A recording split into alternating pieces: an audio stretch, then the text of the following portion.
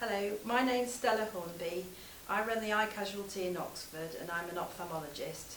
I'm going to show you how to do a basic eye assessment for emergency doctors and nurses, mainly for patients who've come to A&E with acute red eyes or minor trauma.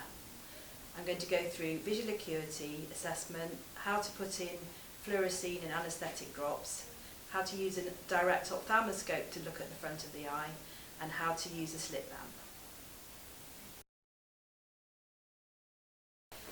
To measure visual acuity, we use a Snellen chart.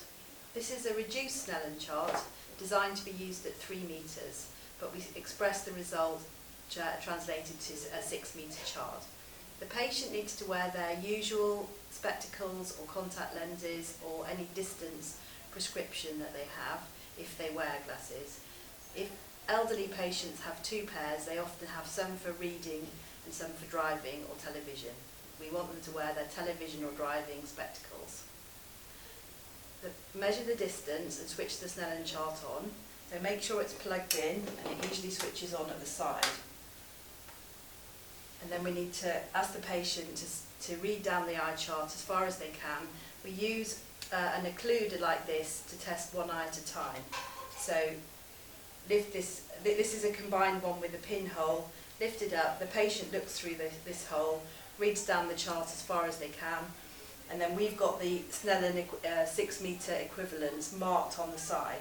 So if the patient can just get to the top letter, that we record that as 660.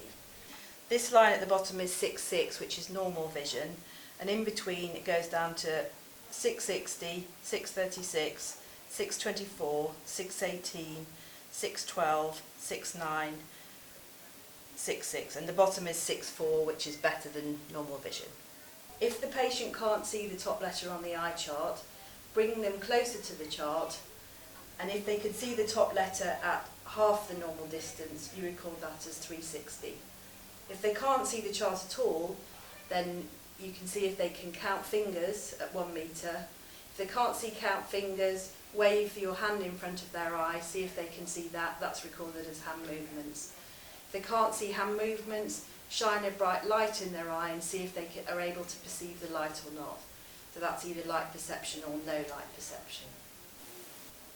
So this is how you would measure a patient's visual acuity. Are these your normal distance spectacles? Yes. Can you see the eye chart over there? I'd just like to see how far down the chart you can read. Okay. Can you put that over your nose and then look through that little hole and read as far down the eye chart as you can, please? X, D, F, H, P, T, Z, A, N. Thank you very much. So that's 6-4. And then I'll turn that round and do the same with your other eye, please. X, D, F, H, P, T, Z, A, N. Good, very good. So that's excellent. Now, if we pretend that you'd come to A&E because you're a contact lens wearer who had a sore eye, you wouldn't be wearing your contact lenses. So if you could take your glasses off, and let's do your vision without your spectacles. We'll do that eye. What can you see on the eye chart without your spectacles? Can you see the eye chart? Yes. U, A, Z, N, F, D, T. Very good. So that's 6 over 7.4. And then this one. U, A, Z, N, F, D, T. Very good. And then if we use the pinhole, does that make it any clearer? Any more lines on the chart? X, D, F, H, P, T, Z, A, N. Very good. So we would record that as 6 over 7.4 unaided, 6.4 with a pinhole. So that's normal vision. The way a pinhole works is it corrects some of the blur due to an uncorrected refractive error. So if somebody normally wears contact lenses or spectacles, a pinhole will improve their vision.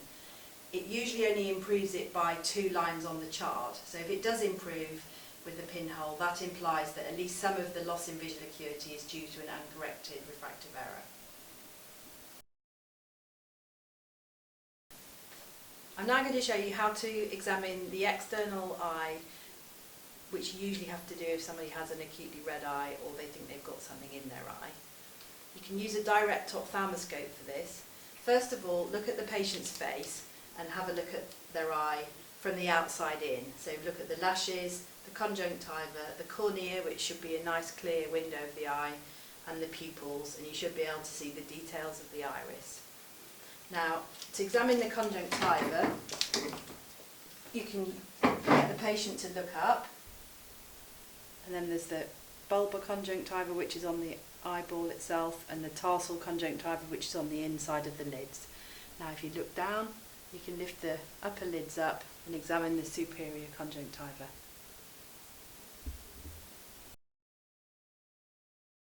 Okay, this is the direct ophthalmoscope, which you can use to examine the front of the eye as well as the back of the eye. Different models have different switches, but this one turns on at the top. The on-off button is usually somewhere near the neck of the ophthalmoscope. It has this button alters the focusing lenses, and to use it to examine the front of the eye, it's better to have it on +8, or +10, which is a magnifying lens. And on this side of the ophthalmoscope, you need to make sure it's on a large white circle, or if you're using fluorescein drops, a blue light. I'll just show that on my hand now. On a white circle, large white circle, or a blue circle for fluorescein. To have a look at the front of the eye, the best thing is to put it on about +8 or +10, because you get a magnified view. And then could you just look straight ahead at the top letter on the eye chart? Oh, you can also have a blue or a green light, but you need a white light for the first. And then as you come in, you can see a magnified view of the lashes and the lids, and you can see the conjunctiva and the cornea. That's that eye. And I can see this eye. Now, in any patient with a red eye, it's very important that you put fluorescein drops in, because this will pick up any epithelial defects. So I'll just open this one. This is a combination of fluorescein and proximethicane, which is a local anaesthetic. And that's put drops in, explain to the patient that I'm going to put, is it okay if I put a yellow drop in your eye? Yep. Just look up. So just put a single drop in and then let go, and the patient will blink, and you can see that her eye's gone yellow. And then you can put, if your ophthalmoscope has a blue light on it, you can turn it onto a blue light, and then still with it on a magnification of about +8, you can go in and see if there's any staining on the cornea. I'm just going to put the fluorescein drop in the eye. Look up. Pull the bottom lid down a little bit. Just put one drop in the lower fornix, and then with the blue light, come and have a look at the cornea. And I'm looking for any yellow spots or white spots on the cornea.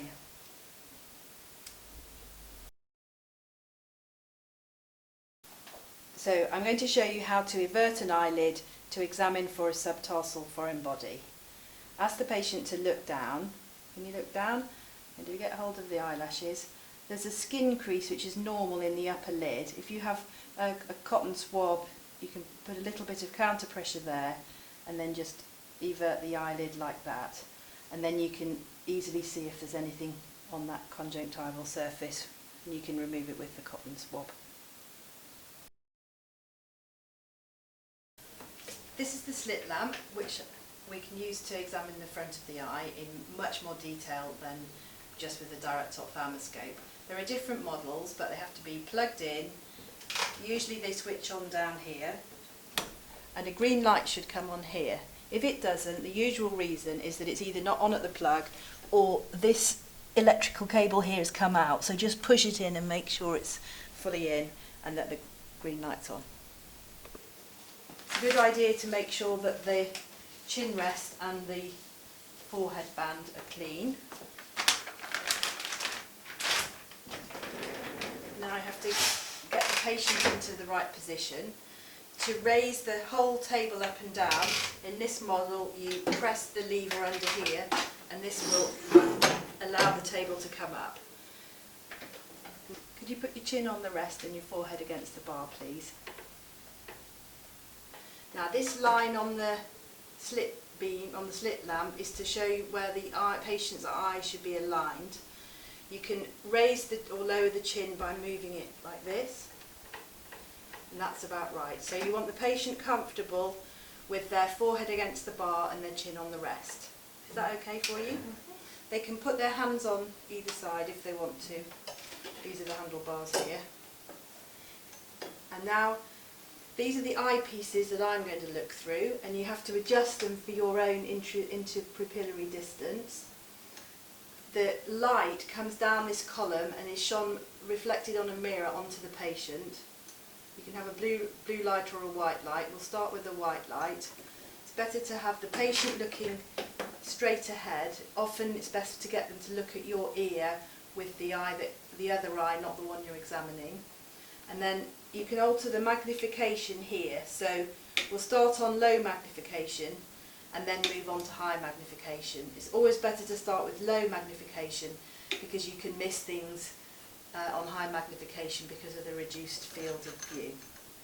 We're just going to come in now and look first of all at the lids and the lashes, and then the tear film and the cornea and the conjunctiva, and then look up and then look down. You can invert the lid if you need to. Look straight ahead, thank you. You can make the slit beam narrow or wide, which can give you a different view. And then magnification here. And you focus by going in and out with this joystick, and you can go up and down with this joystick as well. So that's down and up. And if it looks blurred, just try going in a little bit and out. And it's better to have the slit beam slightly at an angle and away from the patient's nose. To look for cells in the anterior chamber, it's better to have it on a very bright light. You can alter the brightness of the light here on the short slit beam and high magnification. This is the usual one, which has a slight filter on it to make it more comfortable for the patient. That's very bright, that's sort of medium, and that's less bright. Here you can alter the size of the height of the slit beam, which is longer and shorter, and then the brightness of the slit beam is altered here, which the control is down at the bottom of the column. Then you can do the same thing, put fluorescein drops in and change it into a blue light. I'm going to put fluorescein drops in now, so just look up, one drop, and then you need to put a blue light on, wide beam, and then you can have a look at the tear film and whether there's any staining on the cornea. And remember, to see the top of the cornea, you may have to lift the lid up a bit.